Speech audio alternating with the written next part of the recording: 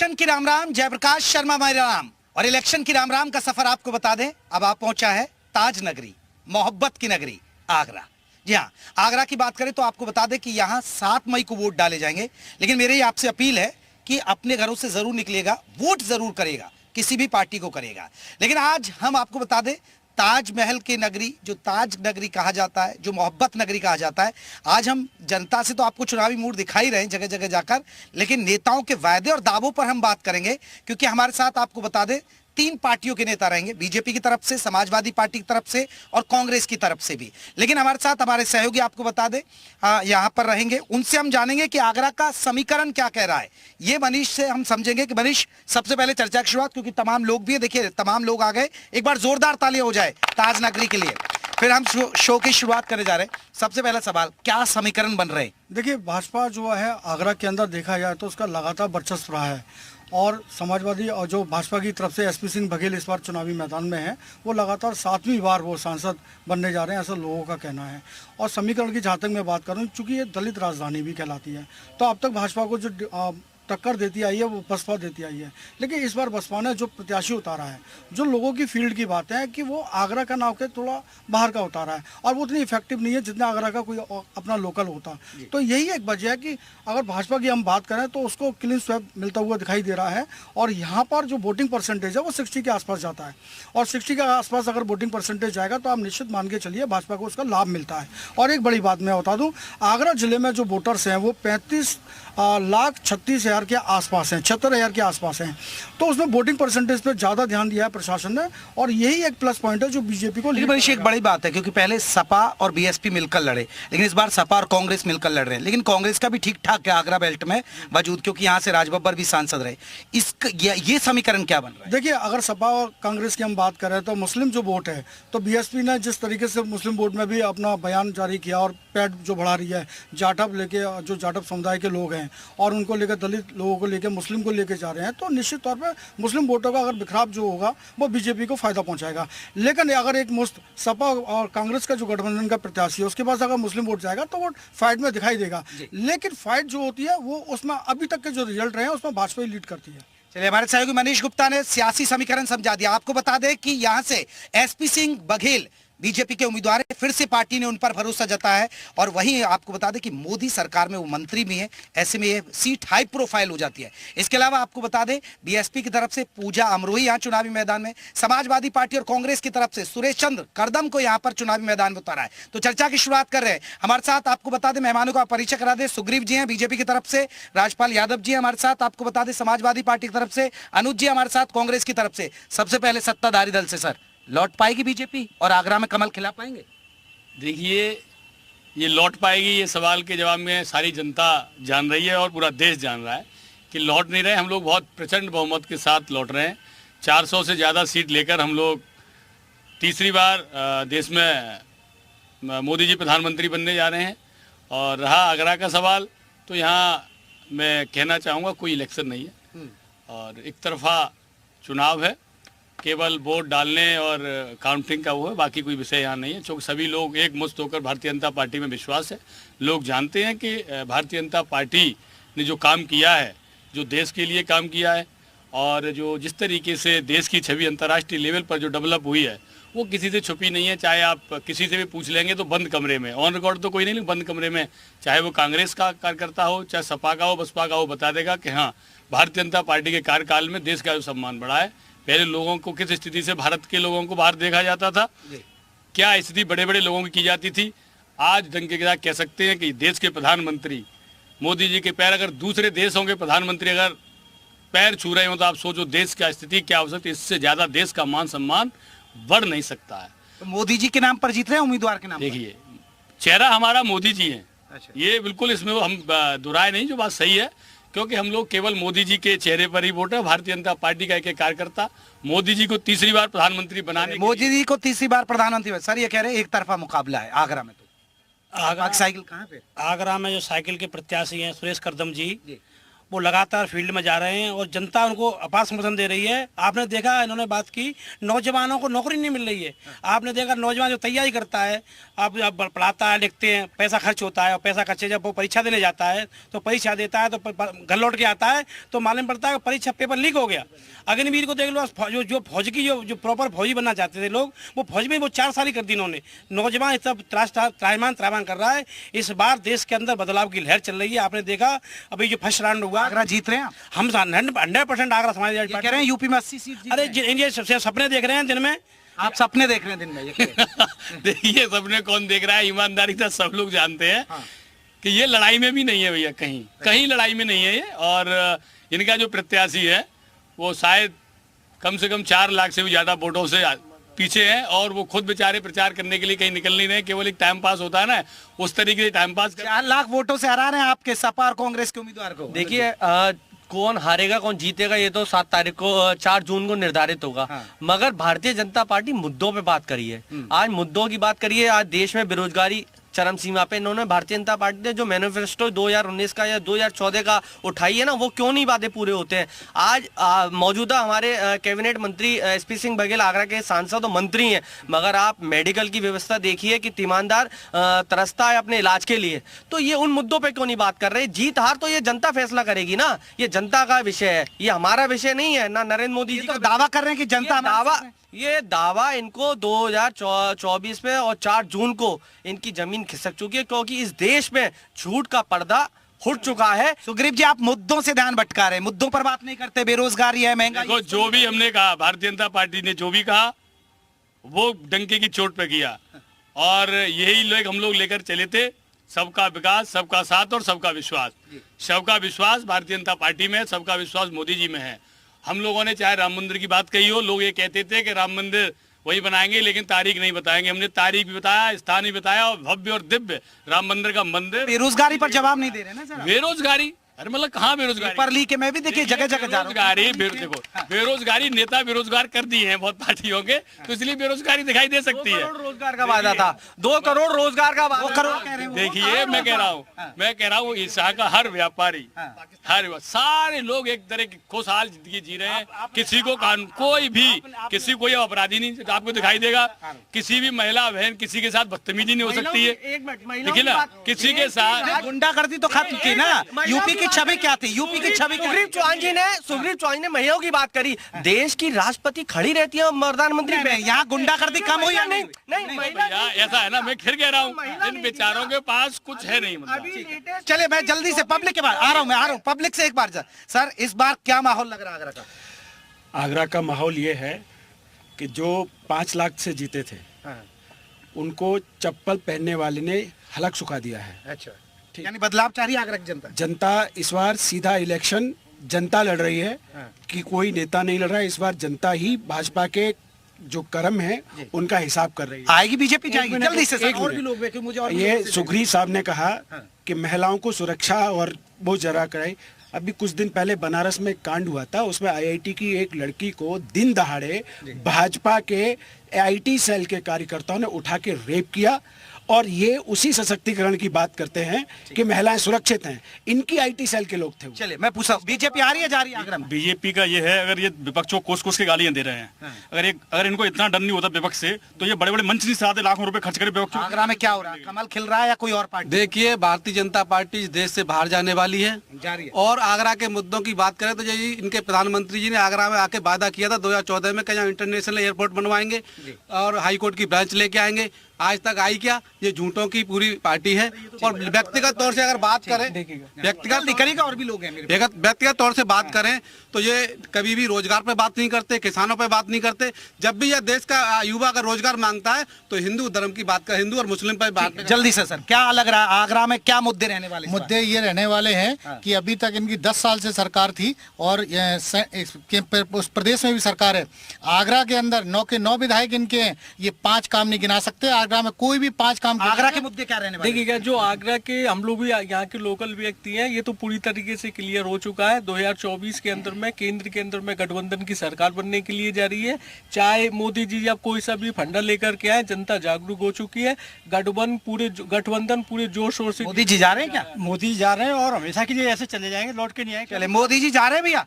Sir मैं आपको अलग मुद्दे की बात करता हूँ। बेरोजगारी हो, महंगाई हो या आर्थिक संकट हो, इन सब का समाधान से कांग्रेस पार्टी के पास है। अच्छा, 30 लाख सरकारी नौकरी देने का वादा है। शिक्षित वर्ग को 1 लाख अप्रेंटिसशिप देने का वादा है। एजुकेशन लोन माफी का वादा है। देते तो 10 साल से नहीं होते ना वनवास पे। सब कुछ क्या लग रहा है, बीजेपी आ रही है, जा रही है? बीजेपी अब बिल्कुल नहीं आएगी। आएगी नहीं सर 100% बीजेपी। अच्छा, लेकिन यहाँ तो सब कह रहे हैं बीजेपी नहीं आएगी। नहीं सर, रीजन क्यों लग रहा है, क्यों आ सर? इसलिए क्या है कि हमारे प्रधानमंत्री एक युग पुरुष हैं और जिन्होंने एक ऐसा काम किया है, आपने पूरी दुनिया में कभी नहीं सुना होगा कि अमेरिका ने अमेरिकन पे गोली चलाई, ब्रिटेन ने ब्रिटेन पे गोली चलाई, कभी आपने आज तक नहीं सुना होगा। लेकिन इंडिया के जो हमारे नेता हैं, वो उन्होंने इंडियन पे गोली चलाई। ठीक है, आएगी या नहीं आएगी?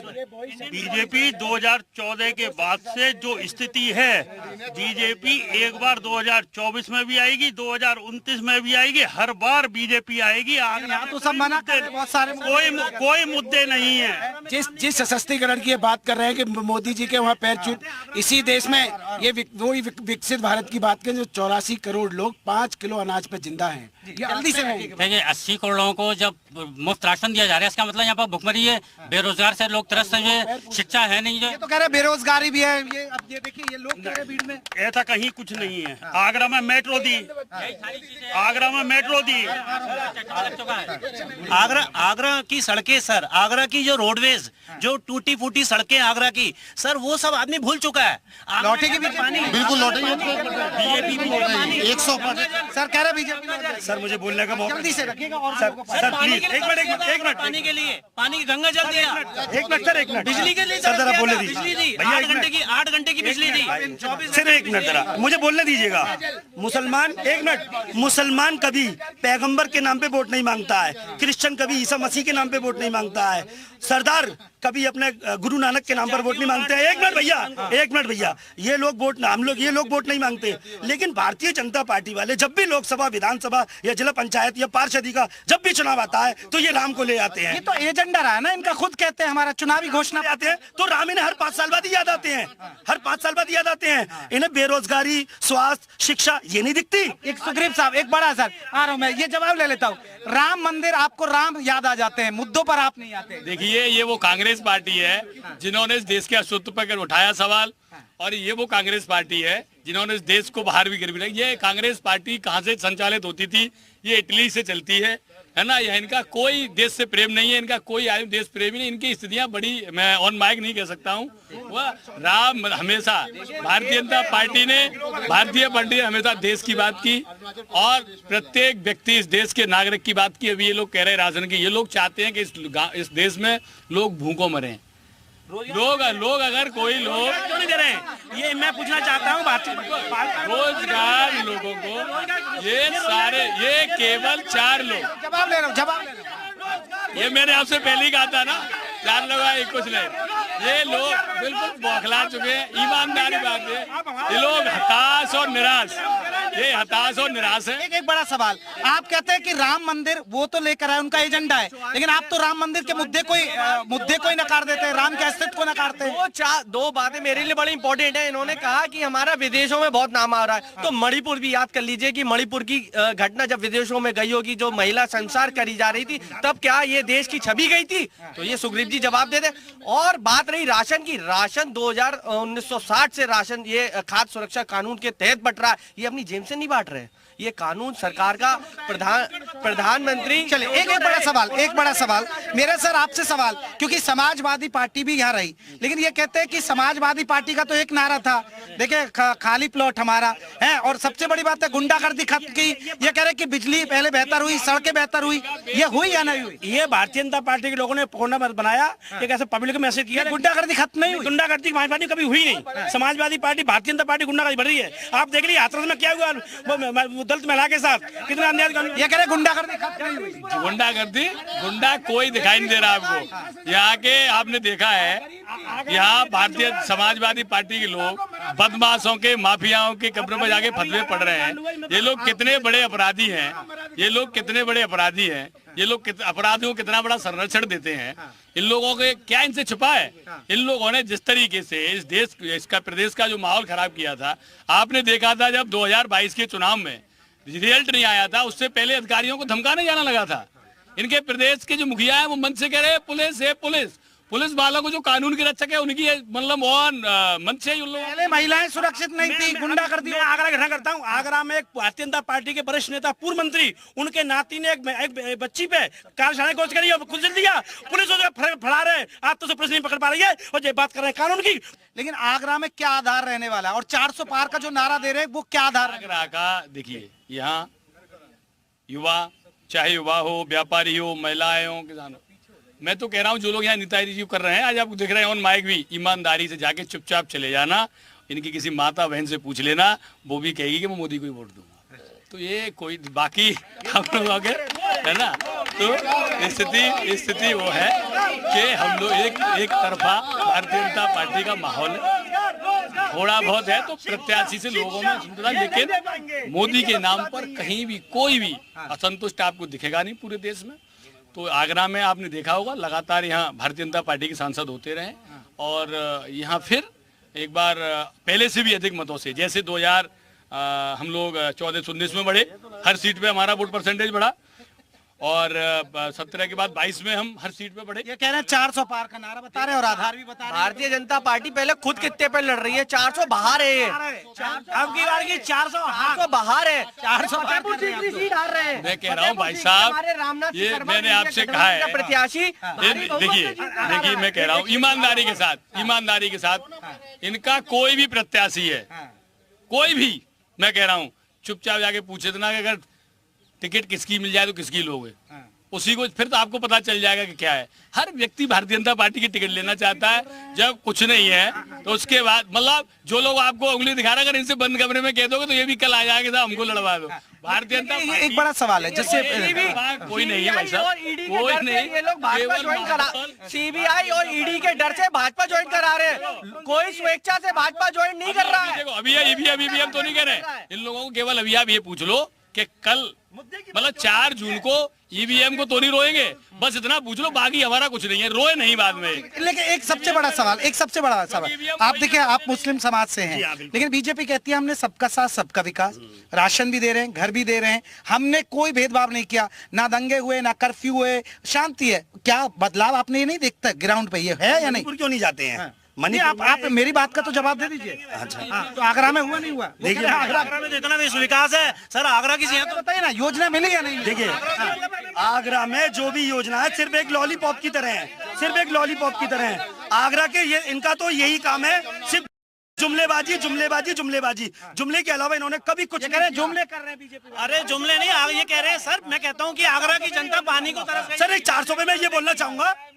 सर, राहुल नगर चलिए हमारे सर, एक मिनट मैं ये 400 पे ये बोलना चाहूंगा, एक कुर्सी का सेलर जब वो घर से निकलता है तो चिल्लाता है 400 रुपए में, 400 रुपए में एक, लेकिन वो जब बेचने पे आता है तो वो 200 या 150 रुपए में दे जाता है। सर, इंडियन एक्सप्रेस की एक रिपोर्ट का हवाला देता हूँ, जिसमें बड़े 24 नेता जिनको ईडी और सीबीआई के नाम पर डराया धमकाया गया, उनमें से 23 भाजपा में है और वॉशिंग मशीन में साफ होकर। चलिए सर, ये कह रहे हैं कि ईडी और सीबीआई के नाम पे आप डरा धमका रहे हैं लोगों को। भाई साहब, बहुत सही बात, इमरजेंसी का दौर सुना था या देखा था? सुना है हमने, सुना है ना। तो भाई साहब अपने से बड़ों से या बुजुर्गों से पूछना, मतलब अपने से बड़े या बुजुर्गों से पूछना, ये तो ऐसा है ना, ये तो मुंह से कहना। और जिन लोगों ने इमरजेंसी के टाइम पे जेलें काटी हो, जिसने महिलाएं, गरीब बच्चे, नौजवान, जिनको पकड़ के ठूंसा गया हो, तो भाई साहब वो लोग क्या कहेंगे? वो दौर जिन्होंने इमरजेंसी देखा, इन लोगों को तो क्या है, अब ये दिखाई दे रहा है। मोदी जी की हैट्रिक लग रही है, बिल्कुल फाइनल है भाई साहब, पहले से ज्यादा सीटों के साथ।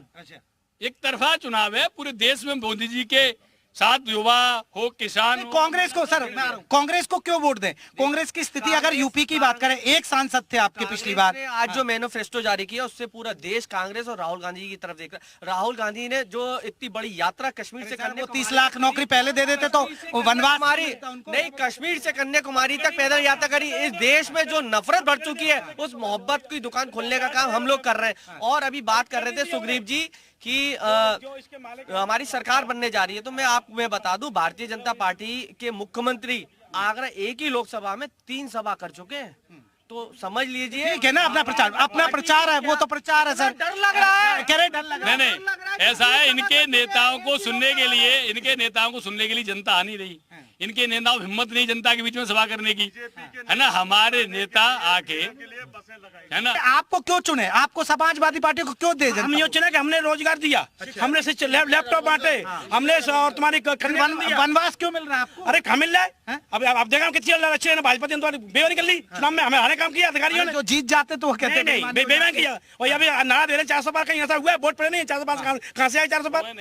400 कहाँ से आए? ये आपकी बार 400 हारने जा रहे हैं। और यहाँ इंडिया गठबंधन सरकार बन रही है। और जो हमने कहा है, माननीय राष्ट्रीय अध्यक्ष अखिलेश यादव जी ने कहा है कि हमारी सरकार बनेगी तो हम आटा भी देंगे और डाटा भी देंगे। और अभी कह रहे राशन क्यों दे रहे हैं, ये बात अलग है। सर बीजेपी आ रही है, जा रही है? बीजेपी का खेल खत्म साहब, झोला लेके चलने का वक्त आ गया। ये देख ली जिस तरह से महिलाओं को निर्वस्त्र करके घुमाया गया, जिस तरह से पहलवान बेटियों के ऊपर अत्याचार हुए, उन्हें लतियाया गया, धकेया गया, गरियाया गया। ये देख लीजिए क्या होने जा रहा है। नौजवानों को जब रोजगार मांगे तो लाठियां मिलती हैं। किसान जब अपने न्याय की बात कर रहे हो, सड़कों पर इतनी बड़ी बड़ी कीलें लगा दी जाती हैं। ये स्थिति है इस देश की, जहां अन्नदाता के साथ इस प्रकार अत्याचार हो।